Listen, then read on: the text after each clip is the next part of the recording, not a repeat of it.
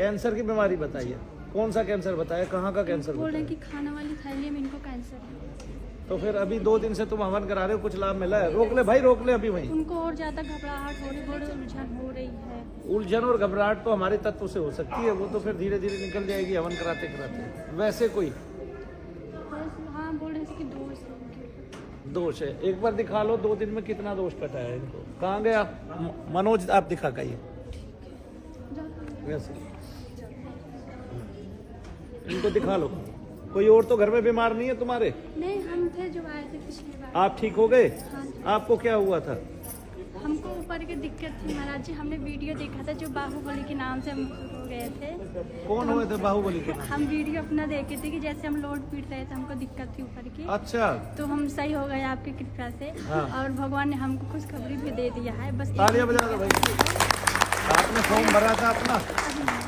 इनको इनका फॉर्म भराइए, जल्दी कीजिए। हमारी सासू माँ ठीक हो फॉर्म जाए, भरने। हमको सारी खुशखबरी हो जाए। देखिए, वो उनको कैंसर का रोग पता है, हाँ जी। उनके शरीर में सूजन भी है, पेट में इन्फेक्शन भी है और उनको दोष भी है।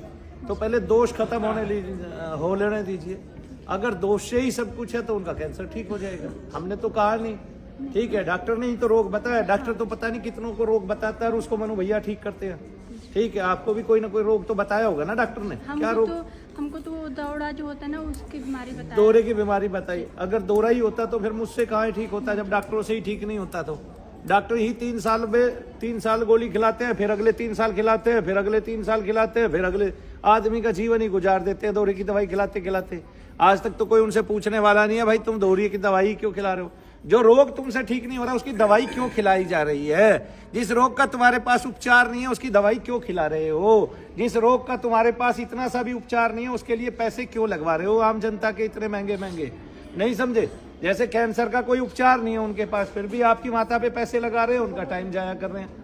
ठीक है, समय और जाया कर रहे हैं। आदमी वैसे जितना जीता था वे 1-2 कीमो चढ़ा के उसका बल खत्म हो जाता है, रोटी खानी और बंद कर देता है, सूख उड़ जाता है।